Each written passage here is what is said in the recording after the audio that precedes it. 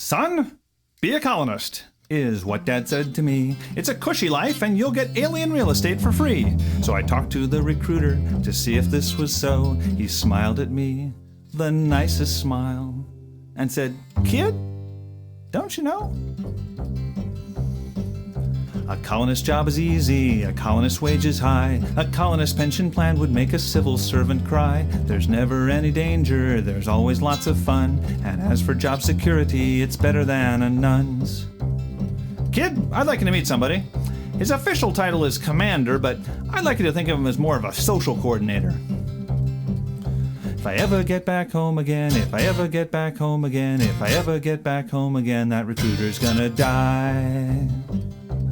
Because I'm here to tell you, folks, the rosy picture that he painted bore no resemblance to reality. Some say the Sith are evil, they say they're misunderstood. If you just do things our way, it would serve the greater good. They seek to reach a higher place, a more enlightened mode.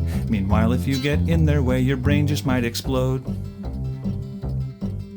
The Raylu seem to think they simply cannot be outclassed. They're so urbane that less cultured folk, like say for instance the Queen of England, seem barbaric by contrast. Their access privilege to your brain includes both read and write. They turn your units into theirs and no one's left to fight. Bob, what's wrong? I don't know, Jim, they just seem like such nice fellas. If I ever get back home again, if I ever get back home again, if I ever get back home again, that recruiter's gonna die. Chit-chit need new worlds to expand more than the others do. For like their cockroach cousins, there's never just one or two. They multiply like vermin, make tireless labor crews, and carry off your resources like ants at picnics do. The Mog are weak and sickly and their horns are mostly fake. The Sith took their home planet, more poisons for to make. But for such whining wheezers, they're an engineering bunch.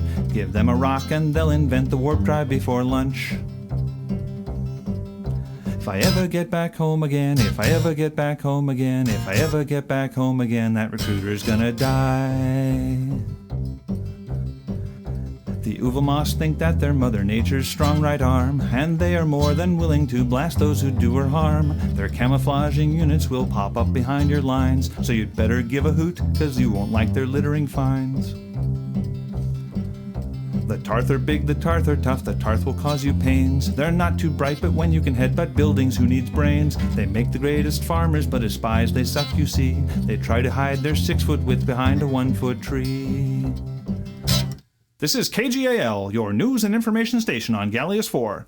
Here with a correction to last week's editorial reply, noted public figure, the Uber General.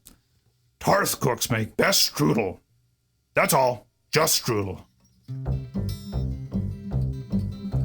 Add to that the Skirneen who'd sell their mother's eyes, and you can see why I might not think this job is a prize. So if I manage to survive, I'm going back to Earth, but I think I'll keep my laser gun, just for sentimental worth.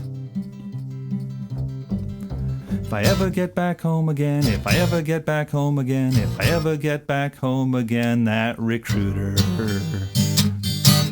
is gonna die.